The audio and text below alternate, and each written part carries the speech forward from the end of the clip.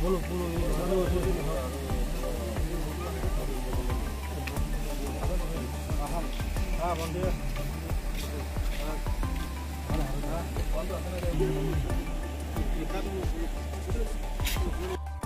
ভয়ংকৰ পথ দুৰ্ঘটনাত নিহত 10 বছৰীয়া শিশু। আজি আবেলি 4 বজাত মৰাণহাট আৰক্ষী থানাৰ অন্তৰ্গত ডুমৰ দলং ৰাইডাং তিনিআলিত সংঘটিত হয় এক ভয়ংকৰ পথ দুৰ্ঘটনা। AS06E0015 নম্বৰৰ চেন্ট্ৰ বাহনে পথৰ দাঁতিত থকা এটি 10 বছৰীয়া শিশুক মহতিয়াই নিয়ে। ফলত ডুমৰ দলং ৰাইডাং তিনিআলিৰ নিবাসী মহেন্দ্ৰ মেছৰ পুত্ৰ নৱজ্যোতি মেছ থিতাতে নিহত হয়।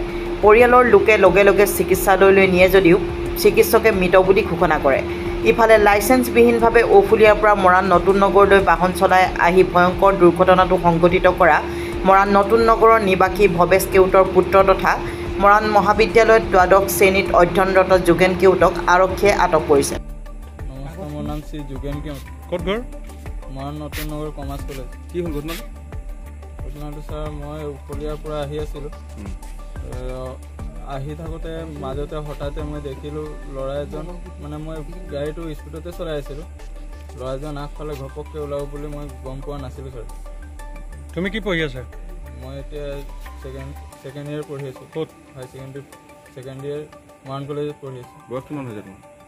19 বছৰ। লাইচেন্স আছে নাই? লাইচেন্স নাই ছাৰ। গাড়ীখন কাৰ? গাড়ীখন মোৰ দদৈ কিনিছিলে। তাৰপিছত পলাই গ'লা? ছাৰ, মই স্পীডত আহি থাকোঁতে ছাৰ ল'ৰাজন হঠাৎ ওলাব বুলি মই গম পোৱা নাছিলোঁ। লগত কোন আছিলে? লগত মোৰ লগৰ এজন আছিলে। নামটো কি? তেখেতৰ নামটো শিৱা ৰবি দাস। ক'ত ঘৰ? ক'ত ঘৰ মৰাণ নতুন নগৰ কমাৰ্চ কলেজ। তুমি পলাই গৈছিলা জেগাৰ পৰা? মই জেগাৰ পৰা মানে মোৰ ভয় হৈ গৈছিলে। মই ৰখিব লৈছিলোঁ, মোৰ লগৰটো ক'লে পলা, মই তাৰ কথা মতে মই পলাই দিলোঁ। তাৰপিছত পুলিচে ধৰিলে? আৰক্ষীয়ে ধৰিলে? আৰক্ষীয়ে ধৰিলে।